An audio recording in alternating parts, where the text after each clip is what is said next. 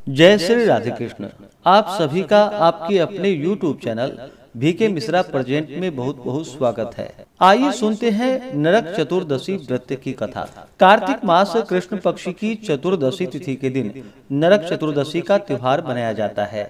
इस दिन को छोटी दीपावली, काली चौदस, रूप चतुर्दशी, रूप चौदस आदि नामों से जाना जाता है।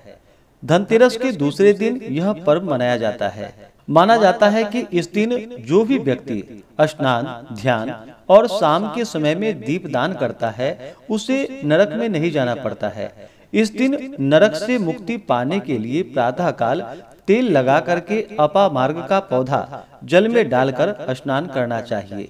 इस पर्व का संबंध स्वच्छता से अधिक है, इसलिए इस त्योहार को घर का कूड़ा कचरा साफ करने वाला त्योहार भी कहते हैं। घर के साथ साथ शरीर की सफाई भी जरूरी होती है, क्योंकि यह माना जाता है कि जो व्यक्ति आज के दिन गंदा रहता है वह पूरे वर्ष भर दरिद्र और दीनहीन बना रहता है। इसलिए इस दिन लोग घरों की सफाई करके घर का कूड़ा कचरा बाहर फेंक देते हैं। इस दिन शारीरिक स्वच्छता का भी विशेष महत्व है। इस दिन सूर्योदय से पूर्व उठ करके संपूर्ण शरीर में तेल उपटन लगाकर भली भांति स्नान करना चाहिए। जो लोग इस दिन सूर्योदय से पूर्व उठकर स्नान नहीं करते हैं, वर्ष भर उनके शुभ कार्यों का नाश हो जाता है। दरिद्रता और संकट वर्ष भर उनका पीछा करती है। इस दिन स्नान करने के बाद 3 अंजुलि जल भरकर उससे यमराज के निमित्त तर्पण आदि का कार्य करना चाहिए। धनतेरस को यमराज के निमित्त दीपक जलाने और आज प्रातः काल तर्पण करने से यमराज प्रसन्न होते हैं। उस घर में न तो अकाल मृत्यु होती है और न ही उस व्यक्ति को नरक में ही जाना पड़ता है। इस दिन संध्या के समय दीपक जलाए जाते हैं। इसे छोटी दीपावली कहते हैं। दीपक त्रयोदशी से अमावस्या तक जलाए जाते हैं। त्रयोदशी के दिन यमराज के लिए एक दीपक जलाया जाता है। अमावस्या को बड़ी दीपावली का पूजन होता है। इस 3 दिन दीपक जलाने का कारण यह बताया जाता है कि इन 3 दिनों में भगवान वामन ने 3 पगों से संपूर्ण पृथ्वी, पाताल तथा बलि के शरीर को नाप लिया था। छोटी दीपावली के दिन शाम को 11, 21 अथवा 31 दीपक जलाने का विधान है। इसमें 5 अथवा 7 दीपक तो घी के जलाए जाते हैं और शेष तेल के। घी का एक दीपक पूजा के स्थान, पानी रखने के स्थान, भंडार गृह और गौशाला में रखा जाता है। शेष दीपक विभिन्न स्थानों पर रख दिए जाते हैं। दीपक जलाते समय रोली, चावल, खील और बतासों से इनकी पूजा की जाती है। लोग त्रयोदशी, चतुर्दशी तथा अमावस्या को यम के लिए दीपक जलाकर लक्ष्मी पूजन करके दीपावली मनाते हैं, जिससे उन्हें यम यातना नहीं सहनी पड़ती है तथा लक्ष्मी जी सदैव उनके साथ रहती हैं और लक्ष्मी माता का विशेष कृपा प्राप्त हो जाता है। तो आइए सुनते हैं नरक चतुर्दशी से जुड़ी हुई प्राचीन कथा। कथा के अनुसार प्राचीन समय में एक प्रतापी राजा राज्य करता था। उसने पूर्व जन्म में बहुत दान पुण्य किए थे। उन्हीं पूर्वकृत कर्मों से इस जन्म में भी राजा ने अपार धनादि सत्कर्म किए। उन्हीं पूर्वकृत कर्मों से इस जन्म में भी राजा ने अपार दानादि सत्कर्म किए। इससे उसे आजन्म महासुख और वैभव प्राप्त हुआ। तब उसका अंत समय आया तो एक दिन रात्रि को यमराज के दूत उन्हें लेने आए। वे बार बार राजा को लाल आंखें निकालकर क्रुद्ध होकर कह रहे थे कि राजन, तुम्हें नरक में चलना होगा।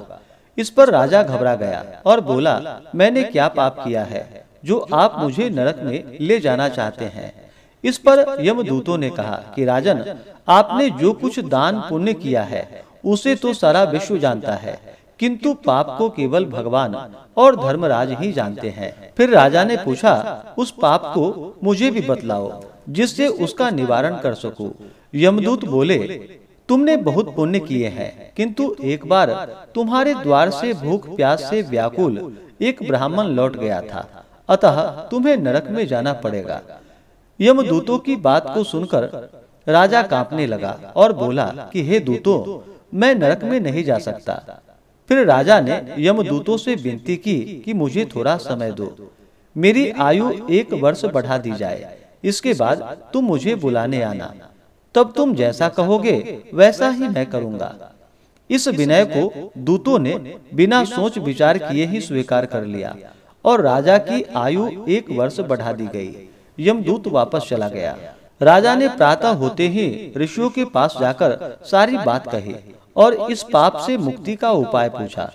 ऋषियों ने विचार विमर्श कर बतलाया कि हे राजन, तुम कार्तिक मास के कृष्ण पक्ष की चतुर्दशी का व्रत रहकर भगवान श्री कृष्ण का पूजन करो, साथ ही ब्राह्मण को भोजन कराकर तथा दान देकर सब अपराध सुनाकर क्षमा मांगना, तब तुम पाप से मुक्त हो जाओगे तथा यमराज की संतुष्टि से नरक से छूट जाओगे।